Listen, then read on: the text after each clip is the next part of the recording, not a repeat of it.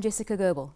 In this presentation, I'll be introducing the theory of threshold concepts, a view of disciplinary learning which has become increasingly influential over the last 15 years and has sparked conversations about teaching and learning in the disciplines among teachers, curriculum developers, and education researchers around the world. I'll outline the essence of this view, have a closer look at some of its contributions to our understanding of learning, and reflect on how it might inform our approach to university teaching in South Africa. Let's start with Meyer and Land's seminal definition of threshold concepts, which distills the premise on which this view of learning is based. Meyer and Land put forward the idea that in probably all disciplines, there are particular ideas that are like gateways to progression. These threshold concepts may be akin to a portal, opening up a new and previously inaccessible way of thinking about something, a transformed way of understanding or interpreting or viewing something, without which the learner cannot progress. So until these ideas are mastered, the learner will remain stuck or will not be able to advance in disciplinary thinking. As a result of comprehending the threshold concept, there may be a transformed internal view of subject matter, subject landscape, or even worldview. This transformation may be sudden or it may be protracted, with the transition to understanding proving troublesome. Such a transformed view may represent how people think in a particular discipline or how they perceive, apprehend, or experience particular phenomena. So having mastered the concept, whether through a sudden aha moment or a more drawn-out grappling towards understanding, learners can move forward in disciplinary thinking. Often, this brings a changed perspective on the world and perhaps also a shift in their sense of themselves. The idea of threshold concepts emerged from Meyer and Land's work in the economic strand of a UK-wide research project in 2003. It's evolved rapidly since then, and the threshold concepts framework, as this body of knowledge has since become known, has become well established in thinking about teaching and learning in higher education. A threshold concept orientation frames a substantial and growing number of studies in a range of disciplines and contexts, from accounting to zoology, in high schools to becoming a student, to doctoral studies to professional practice. The website reference at the bottom of the slide is to Professor Flanagan's Threshold Concepts Introduction and Bibliography, an exhaustive database of threshold concepts work. It currently lists almost 1,700 references. Although most work still comes from the United Kingdom, Australasia, and the United States, the framework has been used in studies across over 50 countries, including South Africa. What distinguishes this view, and how can it add value to what we do as teachers in higher education in South Africa? Well, threshold concepts has a strong and diverse theoretical lineage. It draws eclectically from established learning theories and other disciplines. In fact, early critiques said it's not new, it's simply old wine in new bottles, to use Glynis Cousin's phrase. But the innovation or strength of the theory is that these ideas are drawn together into a holistic view of disciplinary learning that accounts for individual social and emotional contexts. It captures the multidimensional and potentially transformative nature of learning, highlighting the notion that cognitive and affective aspects of learning are inseparable. This view also specifically considers difficulty or sources of trouble in learning, again recognizing affective as well as cognitive aspects. And this might be especially important in a context such as ours in South Africa, where university entrants come from diverse and highly unequal backgrounds in terms of schooling history and access to resources. Although it's sometimes referred to as a theory, it's not a testable hypothesis, nor is it a solution to learning challenges. Rather, it's a view of learning, a sensitizing concept which would inform how we approach teaching and learning. Glynis Cousin has used the phrase transactional curriculum inquiry to capture the conversation involving students, teachers, and researchers that the threshold concepts framework suggests. The specific threshold concepts themselves are discipline-based, obviously. They are the fundamental transformative disciplinary ideas that learners need to grasp. So academics are able to engage with the approach immediately and often find that it resonates with their experience of teaching. That's useful for those of us whose initial formal training is in our own discipline rather than in education practice. What kinds of ideas might be considered threshold concepts? They may be formal disciplinary ideas, as one might expect, and we'll look at some possible candidates in a minute, or they could be everyday concepts or abstractions, images, metaphors, or even techniques. Threshold concepts are not the same as key, basic, or core concepts, although threshold concepts may be those too. They are distinguished mainly because they are transformative. They change how the learner sees things or makes sense of phenomena. Threshold concepts are also the potential blockages, the places where students often get stuck, and that, once mastered, enable students to look at problems in new ways. So threshold concepts also represent how people think in a discipline. What does it mean to think or speak or practice like a lawyer, a historian, a mathematician, an economist, or a nurse?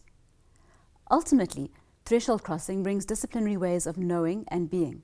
Mastering disciplinary ways of thinking and practicing can transform the learner's sense of herself or bring about an identity shift. So how do we know that it's a threshold concept? Well, Meyer and Land have identified some likely features of threshold concepts. Firstly, a threshold concept will be transformative because comprehending the concept also brings a shift in how the learner views the subject landscape, the world at large, and perhaps even herself. A threshold concept's likely to be irreversible. You can't unsee it, and it's unlikely to be forgotten once it's been understood. Threshold concepts are likely to be integrative because understanding the concept also reveals connections with other parts of the discipline that the learner might not have been aware of. Threshold concepts could be bounded or serving to demarcate the discipline, and they are potentially and perhaps inherently troublesome for learners because they involve knowledge that is apparently alien or counterintuitive or incoherent or may involve troublesome language. Later work has added two further likely elements. Threshold concepts are likely to be discursive because crossing the threshold brings enhanced and extended use of disciplinary language, and reconstitutive because this new understanding means that learners often have to rework their meaning frames, the mental models by which they make sense of the world. Importantly, this is not a checklist. The authors deliberately included those qualifiers: likely, possibly, potentially. Later work has said that transformative is the only non-negotiable definitive feature of a threshold concept. It should be clear from this that we're unlikely to ever end up with perfect consensus on a list of disciplinary threshold concepts, because these concepts are not just a feature of the discipline, but they exist where the discipline intersects with the individual learner studying it. So identifying the likely threshold concepts in any discipline reflects academics' knowledge for teaching based on their experience and that of their students. Likewise, we should not expect each and every learner to experience a new disciplinary idea in the same way. There will be variation in how different learners apprehend and reach understanding of a threshold concept. This slide shows an assortment of potential threshold concepts from a range of disciplines, and it should illustrate the idea that threshold concepts are provisional, contestable, and subjective. What's threshold for one individual learner may not be so for another. For instance, the idea of opportunity cost is fundamental to economic thinking. The idea that any choice made comes at a cost, and that cost is the value of the best foregone alternative, what has been given up. For some students, comprehending this is transformative. It brings a new perspective through which they can view events in the world at large and in their personal lives. For other students, they report, "I've always thought that way." The examples suggested in the slide are likely candidates as threshold concepts based on experiences of people, teachers, students, practitioners, researchers within those disciplines. For many learners, these ideas are likely to prove transformative, may initially be troublesome, will be integrated with other disciplinary ideas, may demarcate disciplinary ways of thinking, and perhaps require a letting go or reworking of their old understandings. The schematic shows the overall learning transition inherent in the threshold concepts framework. Learning involves a progression, a transition from the left to the right of the diagram. A state of liminality is central to this view of learning. From the Latin limen or threshold, this is the traverse that learners must make from not knowing to understanding the concept. This state of liminality, and I'll say more about that in a minute, is precipitated by the learner's encounter with troublesome knowledge in the form of the threshold concept, the new, unfamiliar, but critical disciplinary idea. Coming to understand the concept, crossing the learning threshold, is like a rite of passage. In fact, liminality is borrowed from anthropology. Let's have a closer look at liminality briefly before returning to this overall view. Liminality is that unsettled space where an encounter with the threshold concept has made the learner aware that her pre-existing knowledge or understanding is incomplete or inaccurate, but she has not yet reached full understanding of the new idea. Learning in this state may be recursive. She may swing between old and emergent understandings, and it may require several takes. It's an uncertain space that can be fraught with discomfort, anxiety, and sometimes a sense of loss. The learner has to confront the inadequacies of her old understandings, relinquish or rework them, reconstitute the meaning frames by which she makes sense of the world. So it can be unsettling and emotionally hard. Individual learners will vary in how they approach and negotiate this state of liminality. Meta-learning is important, the learner's awareness of and sense of control over their own learning. The learner's inner psychological resources are also important. Resilience, self-efficacy, optimism or hope can see learners through this transition. Let's return to the bigger picture. So, liminality is central to learning.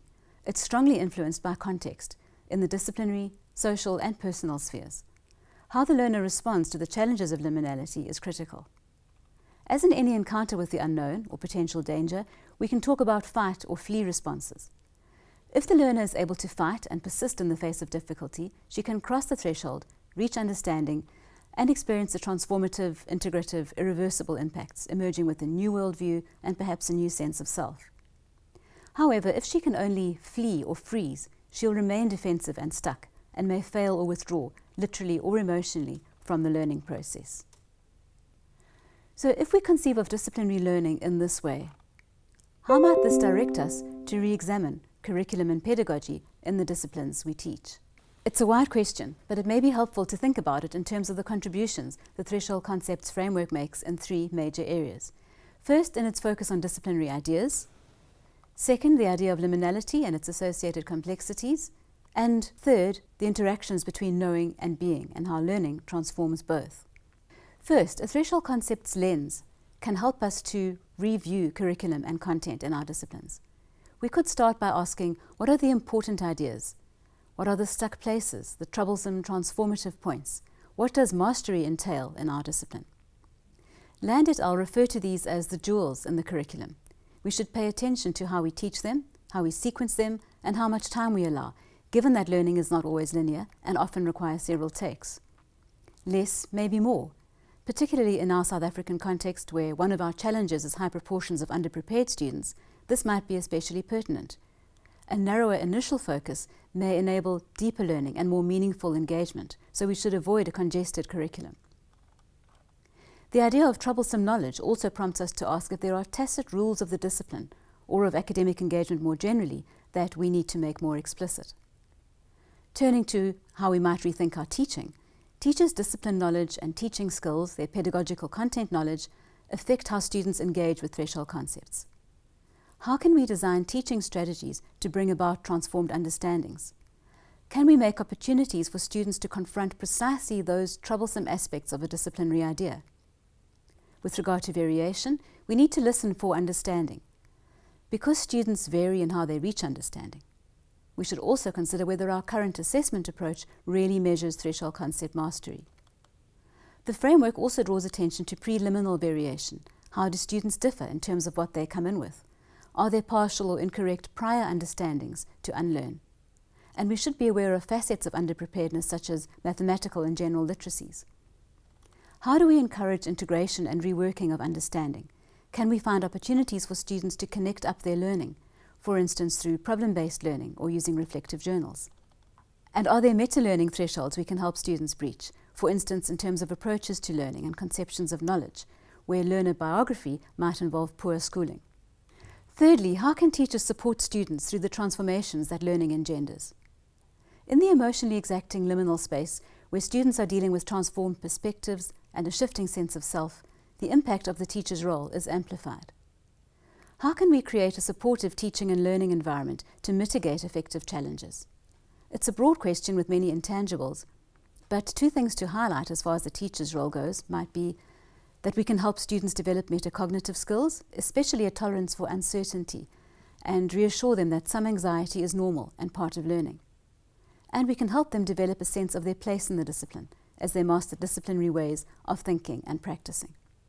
This has been a very brief introduction, but I hope it's shown that a Threshold Concepts view of learning can point us towards useful ways to re-examine what we do in terms of these three related areas in university teaching, in order to foster successful learning transitions for our students.